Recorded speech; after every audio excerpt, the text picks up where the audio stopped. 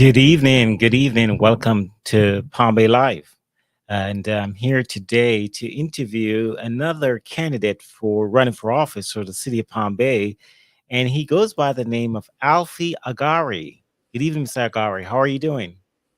Yes, sir. Good evening, Mr. Kevin. Good evening. Great. Welcome to It's the platform, sir. Welcome to the platform. Audience, I need your favor, please. We need to get the word out that we're doing this interview this evening. So I need you to smash the like button. If you're on YouTube, go ahead and smash the like button there as well, and the subscribe button as well. And share it among your friends and family and neighbors and whoever else needs to hear the message of Mr. Gari and why he's running for seat number 3 for the city council for the city of Palm Bay. And so we're going to be asking him some questions this evening, and you also will be having get an opportunity to post questions to him as well. And so you'll be able to jot your questions down in the comment section, and I'll be able to post them on the screen, and we will be able to hear from him in real time. So, Mr. Agari, welcome to the platform. You're no stranger to this platform, sir. You've been here multiple times before. How are you doing? yes, sir. Good. I really appreciate you having me on Great. this Palm Bay Live, and we have to let our citizens know us and hear from us personally. What's really going on, and I really, it's an honor to be here. Yes, sir. Awesome. Awesome. So, Mr. Agari, I know about you because, like I said, we have discussions in the past on this very platform, and we know about the previous seats that you have run for.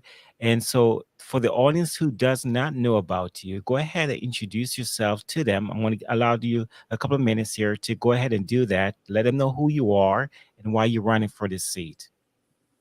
Yes, sir. Good question. Yeah, yeah. I'm Alfie Agari, and I consider myself as a long-time resident of this community. I came in Palm Bay in 1985, and I live here since then. I never moved to another state or another county. I'm happily married to my wife for over 45 years. I have four kids, four children, four grown children. They all got married, and I can proudly say to our citizen that I got 8 children because I took my in laws just like my own children. They went ahead and produced me 13 grandchildren, and we all live, work, and play in this city, Palm Bay. So that alone kind of give me that urge to step forward and try to assist in any way I can to make sure we preserve this city and make it a better place to live, work, and play, not just for my family, but the whole community. Everyone in this city, I'm deeply appreciate your time and your effort, and definitely we're looking forward for your support. And I will, address any question you have for me. I am a business person. I got 3 businesses in this city right now, and all my business are going good. And we are still practicing these 3 businesses currently. So that alone, I think if I get the opportunity to go on this council, I would share my business experience and knowledge with our city because this city need to be run as a business. We have over 900 employee in our city. So these are some of the things I would like to make sure we protect our city, that our children and grandchildren can live happy. Yes, sir. Awesome, sir. Thank you for that. Thank you for that. So, I've stated that we interviewed in the past, and some of the issues that we have discussed in the past included infrastructure, um, and we have seen some signs of improvement where that is concerned. One of them also being housing. But however, there is a bit more issues surrounding these aspects of things that is still lingering out there. We have grown, we are bursting at the seam. Palm Bay is heavily being developed right now. Um, and we see apartment buildings and new homes popping up all over the place. So, although we have seen these drastic changes in Palm Bay, there's still a lingering situation where many families cannot afford these homes. They cannot afford to move their families in these homes. Even apartments are very costly to go into. So, my first question to you tonight, sir, with this ongoing demand for housing and rising prices, how do you plan to address housing affordability in the city of Palm Bay? Well, that's a great question, and it's a very, very, important concern because the city is growing in one direction: housing and the population. We have over 40,000 new residents in our city since 2020. I ran for the mayor in 2020, and we had like just about 100,000 people. Now we have over 140,000, and our infrastructure is definitely need to be developed, and we have to. It's like, to me, the infrastructure is the main priority in our city these days. Where housing is concerned, the inflation around the world had had excel to an extent after the COVID, and we have to do things. Our council, they have a few programs, because I am on the community development advisory board too, and I see where they are trying, but they don't even have a good competitive contractor. Two contractor had make some bid for some affordable housing that the city is entertaining, and then one actually backed out in the last minute. So we had one contractor. So it's like you have to just deal with whatever they put on the table, and that is not right. Maybe we need to advertise these projects, more often, or in a better way, that we can get more responses with contractor, that we have a competitive market instead of just having one person that we have to go with. And sometimes people don't hack properly when they don't have the competition. So the affordable housing is a key, because all these workers we have in McDonald's, and even our teacher, police, the starting salary can't even afford a decent living. It kind of exceed that, so it really need to be addressed.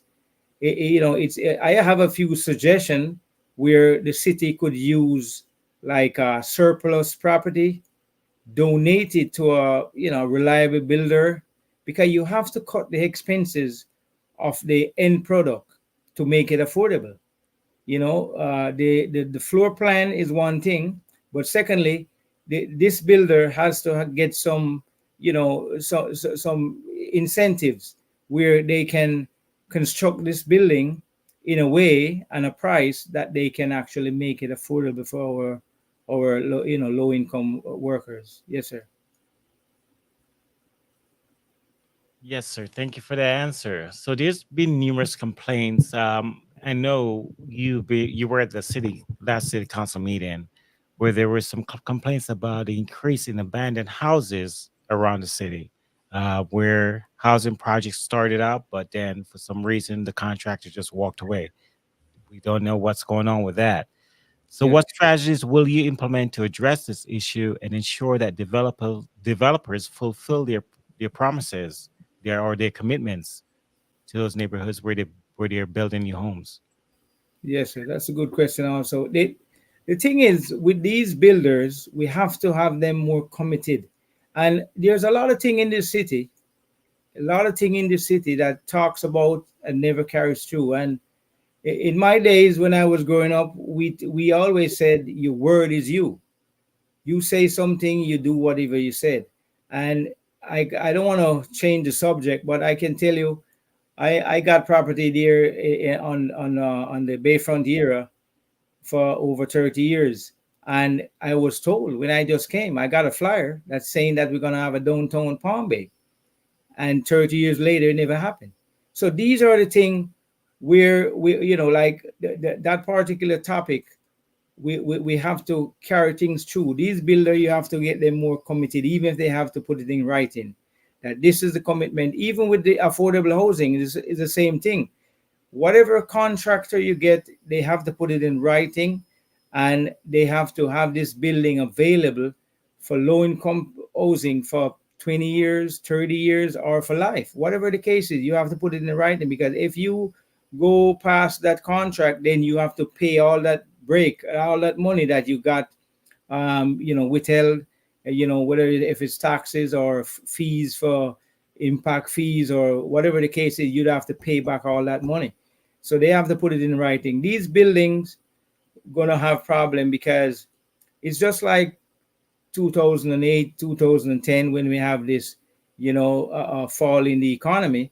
We are heading in the same direction at this time. I don't know why we allow these things to occur, but it's heading the same way, where we're going to have a lot of foreclosure, and stall, like contracts and development going to stall halfway. Some of these development, they promise like a three different phase of development. They might finish one and can't touch the second phase. And the second phase was one that they promised a turn lane, or they promised a traffic light, or they promised any kind of recreational area.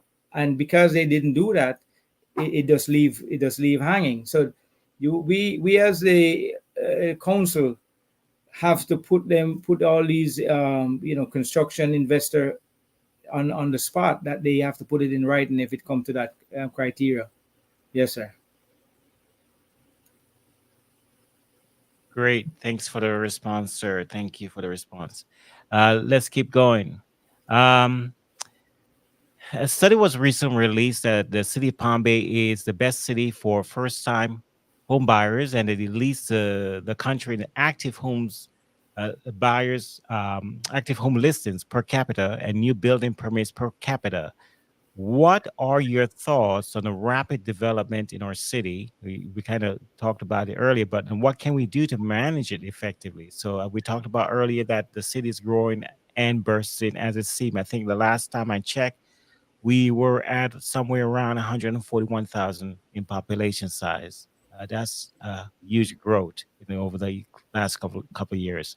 So, how would you help the powers that be help with the management of the growth of our city? Well, that's a good question, sir.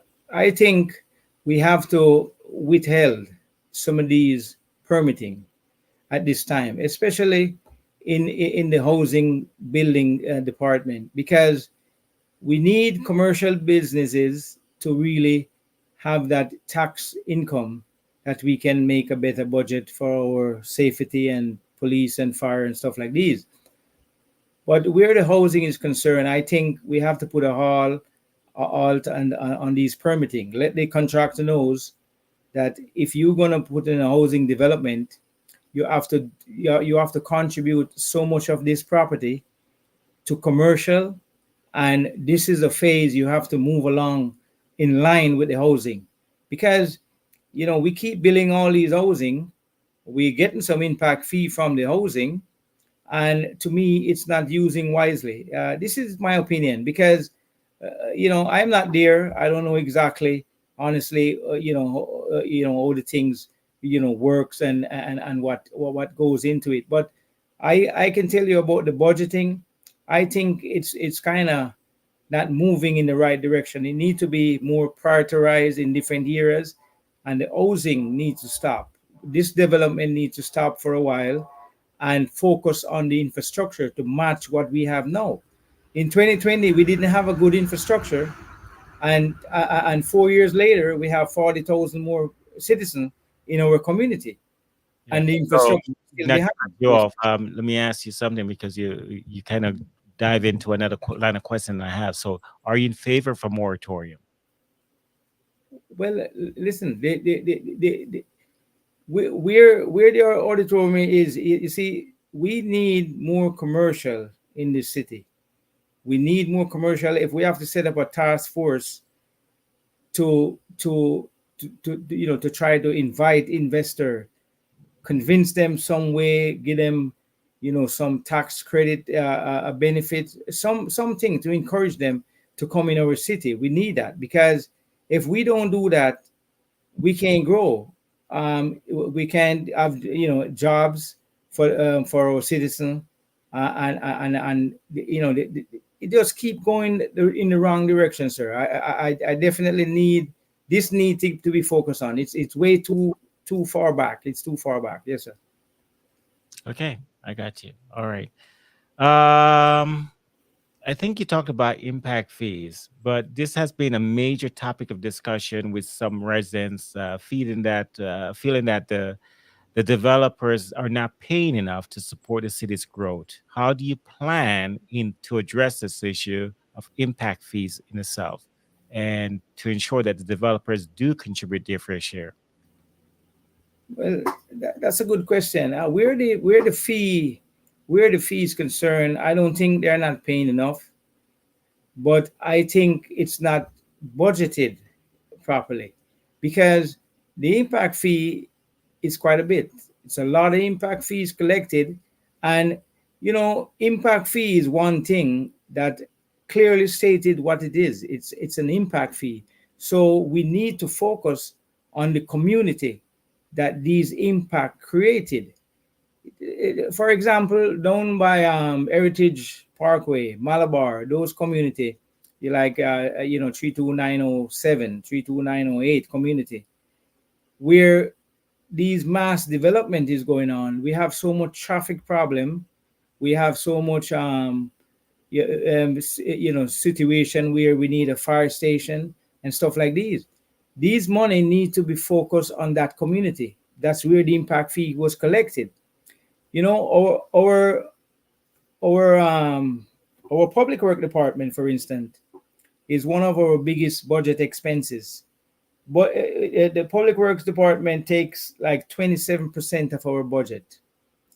27% of the budget goes to the public work department, and in my view, public works department is a money making department. We should do more work in house, that we don't have to take the budget money to put into the public work department. And like other department, like the utility department, even our parks we need to use our resources and not just take in the budget and put it all in these areas. Fire and police demands quite a bit too, but those are essential safety service that we have to finance. But if we use some of these departments to turn around money, because the public work department can actually bid some of the jobs that they are bidding to other contractors. Our citizens buy dump trucks, they buy equipment. They have nearly 200 workers working in the public work department. So the money could be saved and spent wisely in infrastructure. That's my opinion. The contractors, they've been put under a lot of strain sometimes because they have to put in widening lane, turn lane, sidewalk. They even have to contribute to the fire station. So I don't sure if we need to raise the fee, because if we raise it to them, our own citizen has to pay more impact fee too. If we're building a house for ourselves individually, so you got to be careful when you start pushing up the impact fee, sir. Okay. All right. Good answer. Community, if you would like to ask Mr.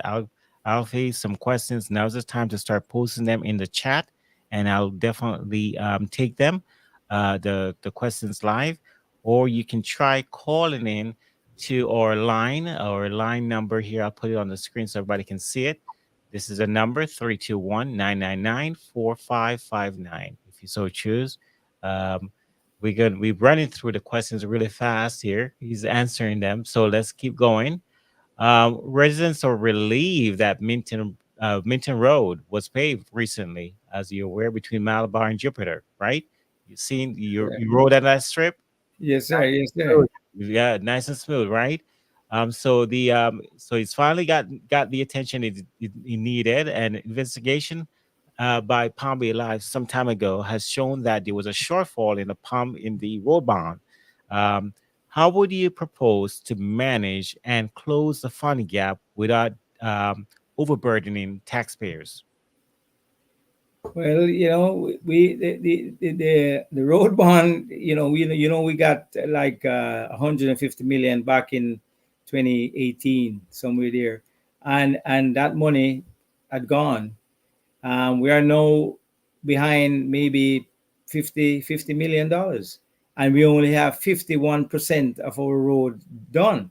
So, with 49, 48% leave to be done, it's going to cause a burden again on us to get this done. But as I said, the budgeting need to be done in a way that the money that's came in from the any kind of income sources, it needs to be budgeted properly, that we can help and finance, because some of the impact fees supposed to go to road repairs also. But this is what the problem is. We need this city. I keep saying this all the time. This city is a big business. I am a business person. I got three businesses in this city of Palm Bay, and I've been doing it for 28 years or so. 27, 28 years I've been doing business. And the city is a business, a very big business. 900 worker, 941, I think, to be exact, and that's full time. So we got part time and otherwise. So we need to budget things right, income expenses, and that's what business is all about. And a lot of money comes in sometime.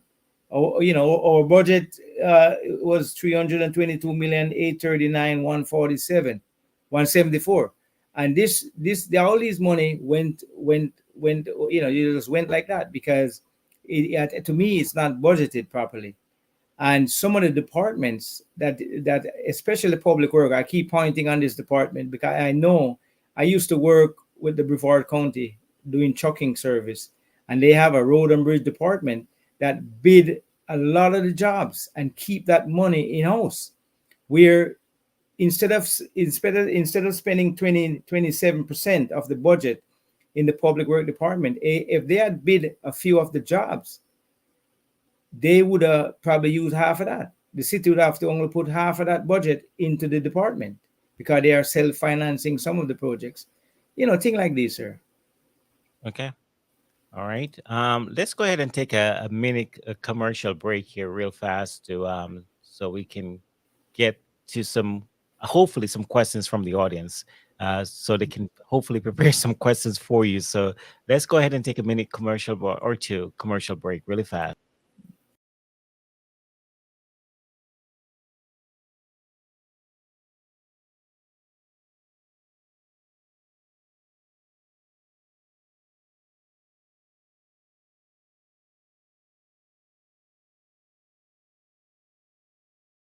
Bombay. At Handle with Love Pet Care, we understand that pets are family.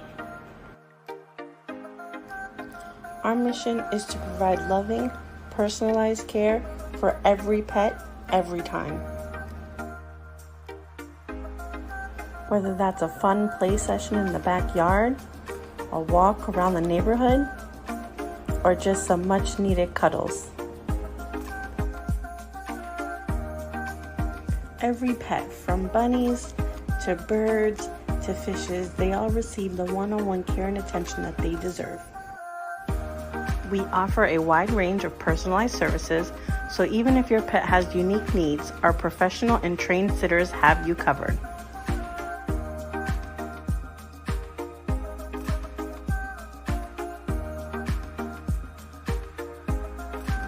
To learn more about our company and services we provide, please visit our website at handleoflovepetcare.com. Hi, we're Bartman Enterprises. We create custom apparel for schools, clubs, sports teams, businesses, and nonprofits. We're a one-stop shop for all your custom apparel needs. We offer a wide variety of products for you to choose from, including t-shirts, sweatshirts, jerseys, spirit wear, and so much more. We use high-quality materials and can customize just about any product you can think of. We're an approved vendor for Brevard Public Schools and appointee vendor for City of Palm Bay. We can do any style, any color, any size. No project is too big, no minimum or maximum quantity. We'll get it done, guaranteed. Call now and mention PB Live 10 for free setup and 10% off.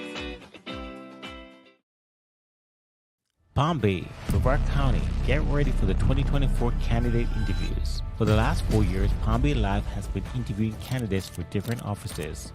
Palm Bay Live will continue this tradition of giving you, the resident, the opportunity to pose questions to the candidates starting this July.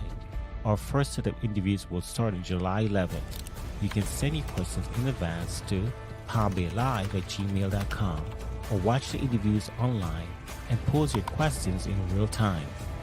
For a full schedule of the upcoming interviews, please log on to our social media pages, facebook.com/PalmBayLive or youtube.com/PalmBayLive. You can also watch at www.palmbaylive.com. See you there.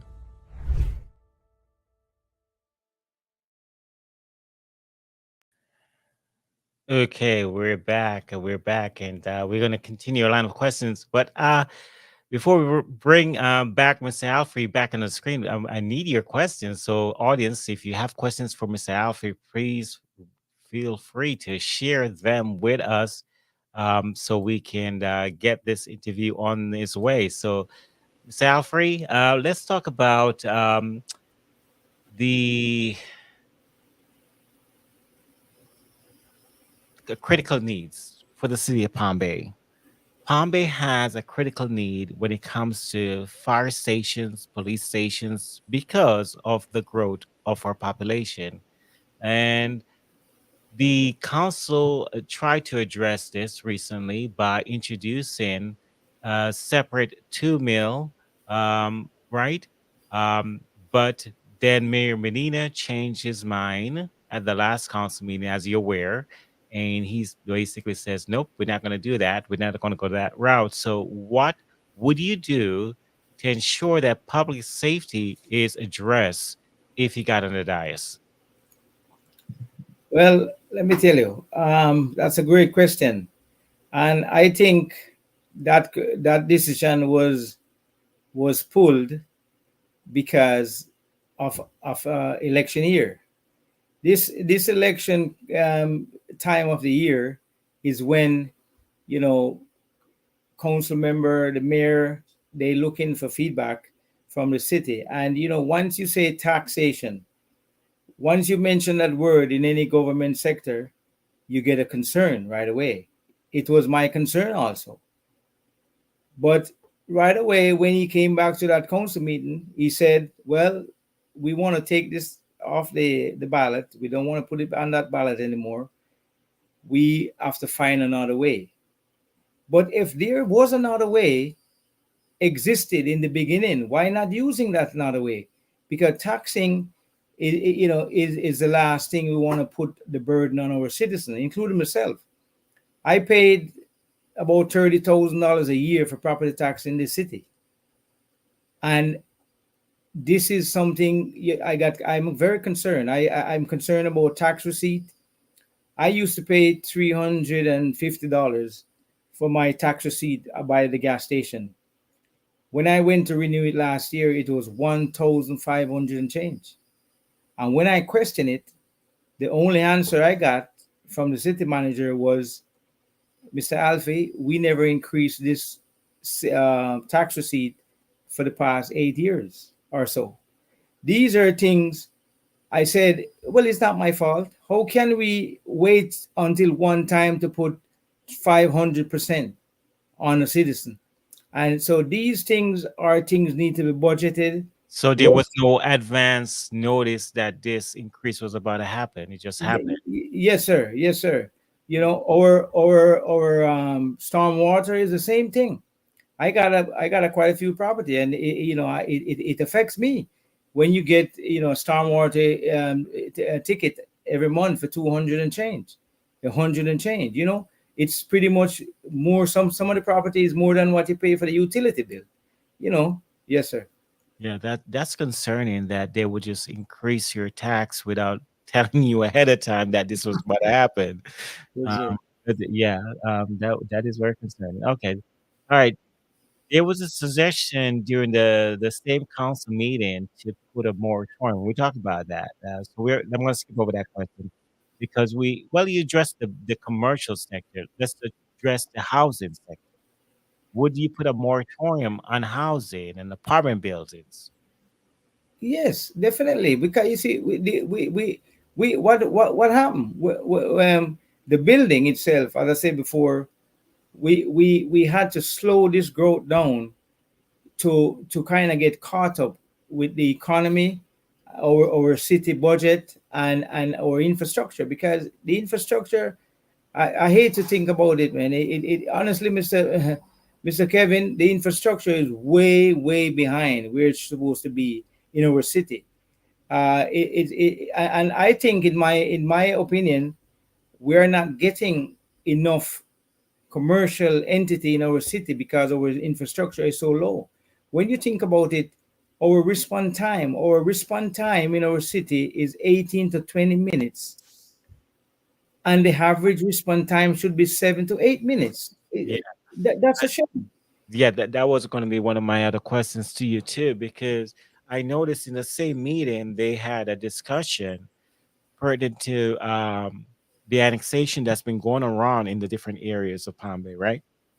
The Yeah, different yeah, areas that yeah. they're trying to bring into the city.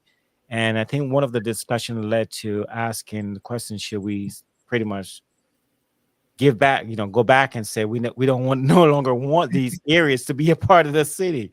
What are your thoughts on that? Because I was like, is that something that can be legally done? But I guess it can be based on the answer from the city attorney. So what are your thoughts on that?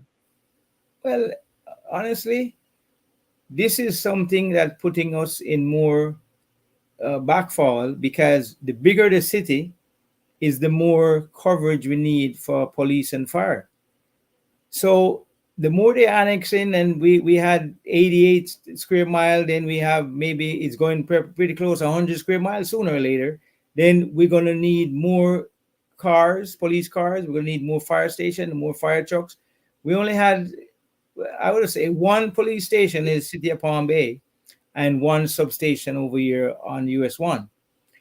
We need more police, at least substation, because of this annex situation that taking us all over. It's a too much a long trip.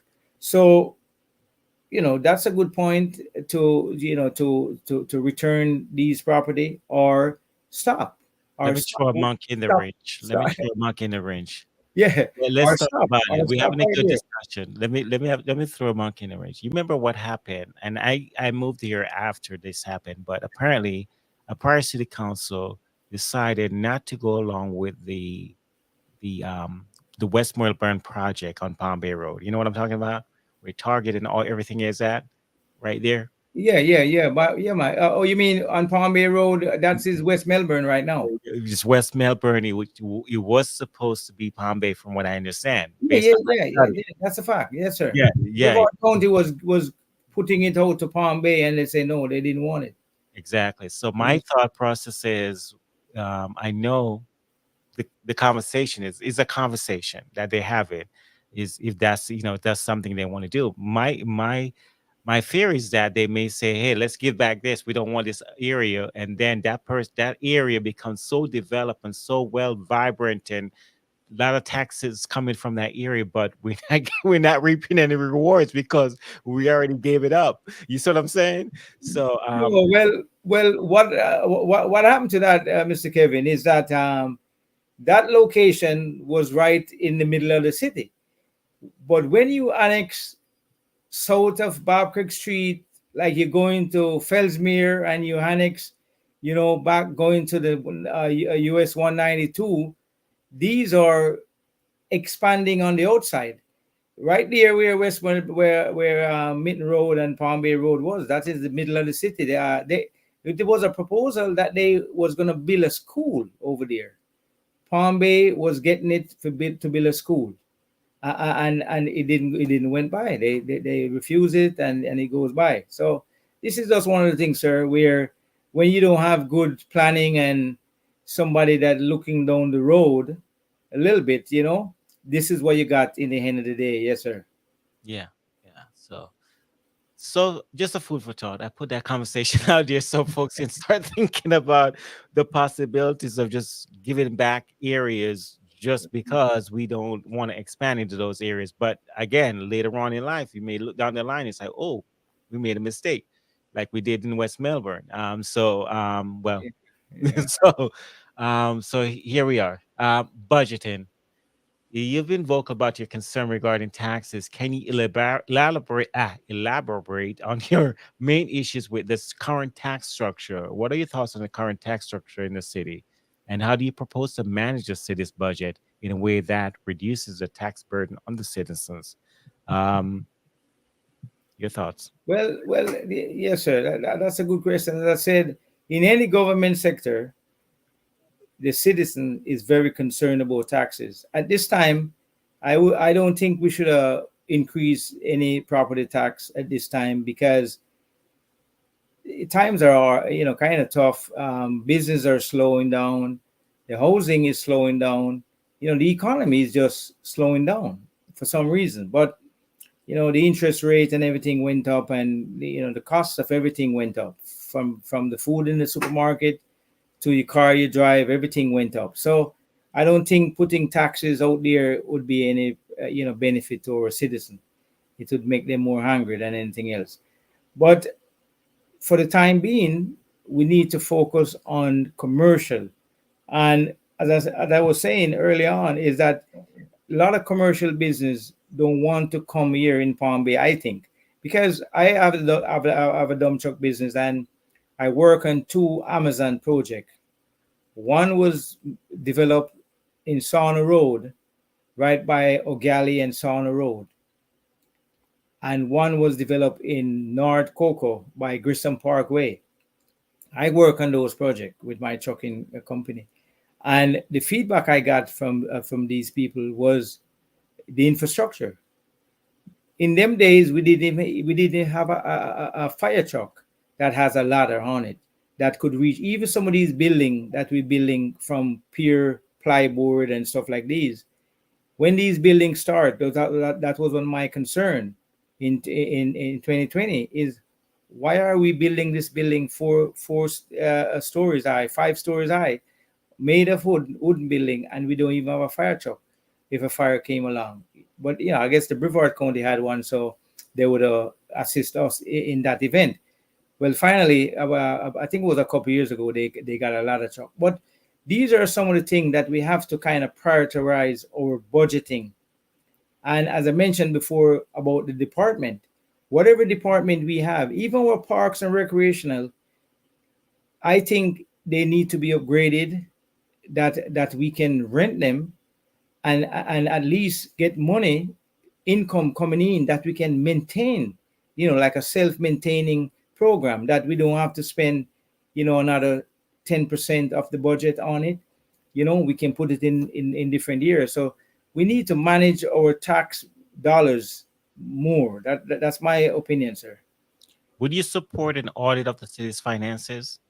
Yes, sir. Every time we have to be very transparent in our government. We have to be, because when I run for mayor in 2020, people was getting arrested, and all these corruption was going on, and that's just so bad. It created a bad reputation.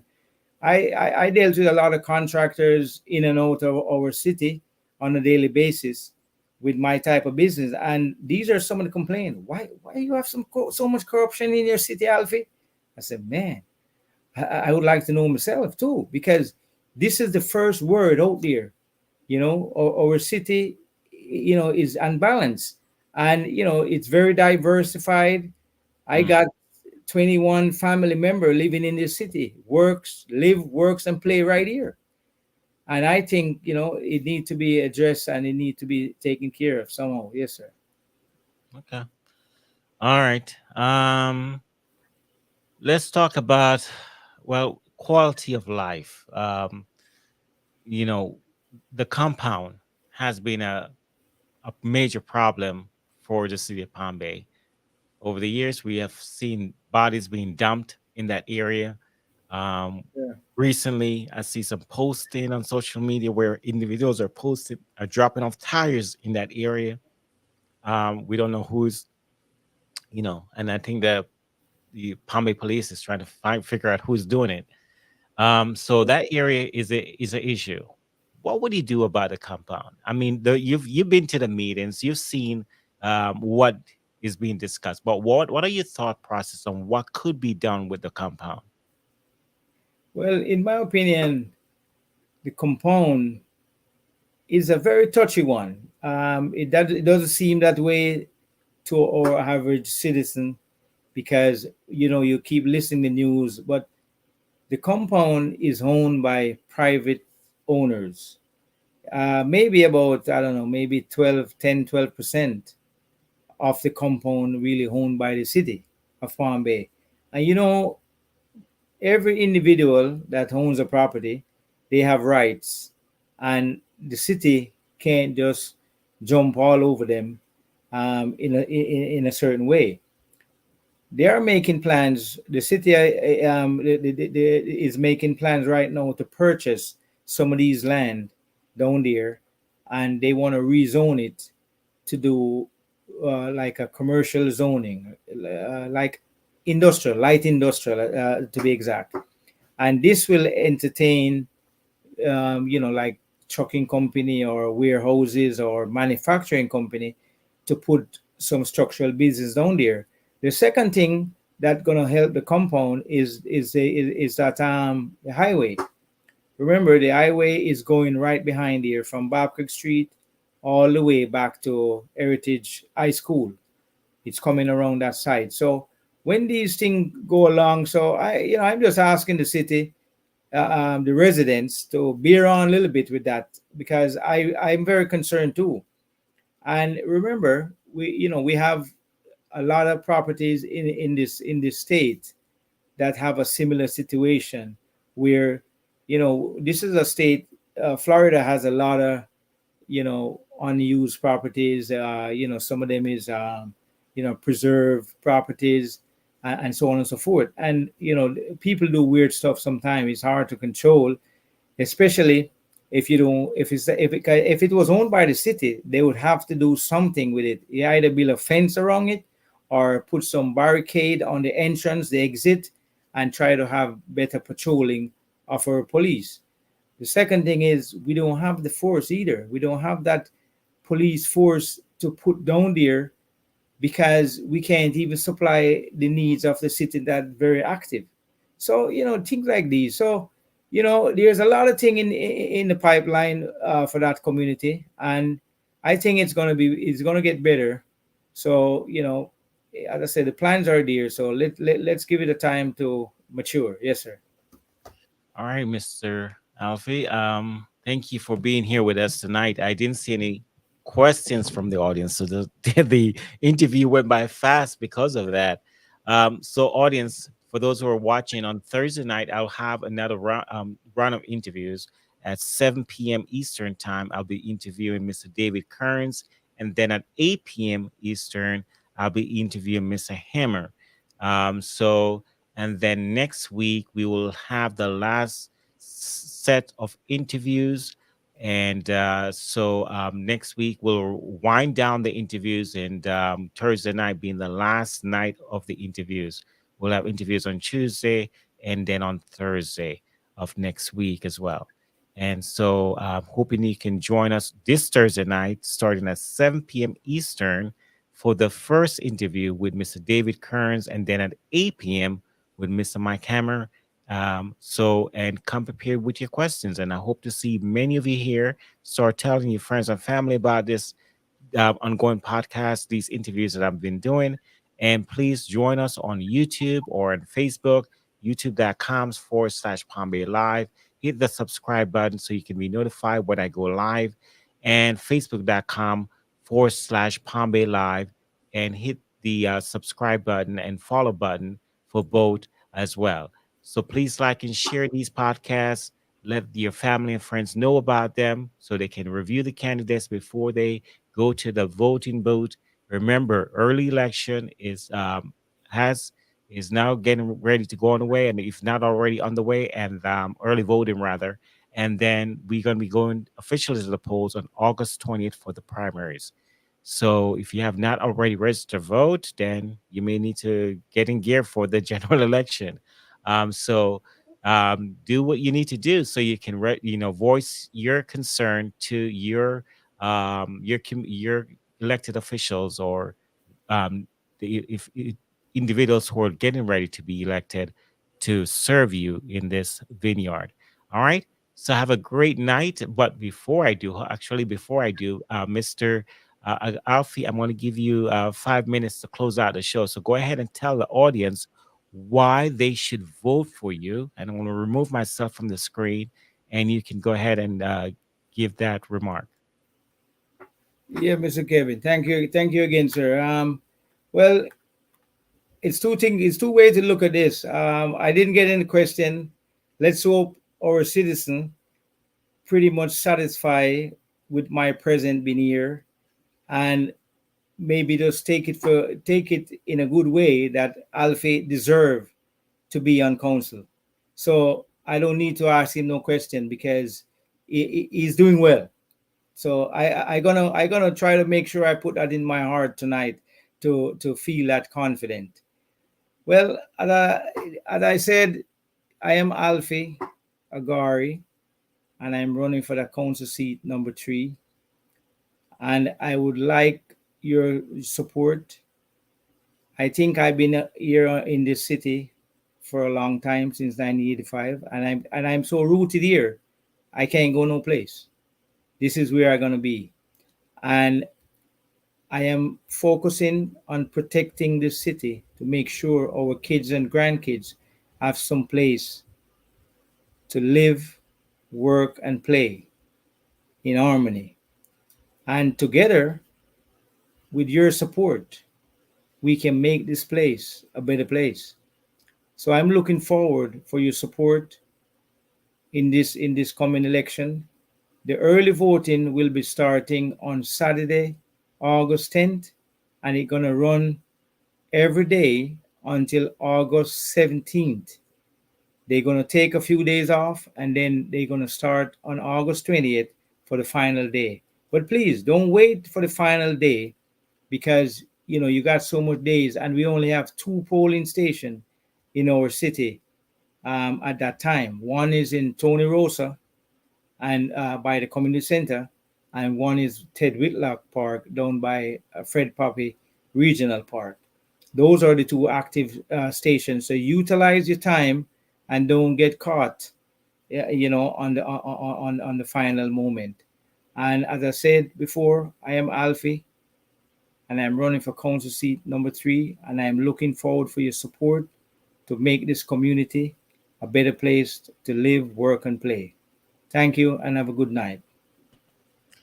Thank you, Mr. Alfie, for offering that closer remark, letting everybody know where can they find you if they want you? Did you say? Do you have a social media page? Yeah, I got a Facebook page. You see it on the flyer I sent you. On the back of the flyer, Go ahead and tell him. Go ahead and tell him.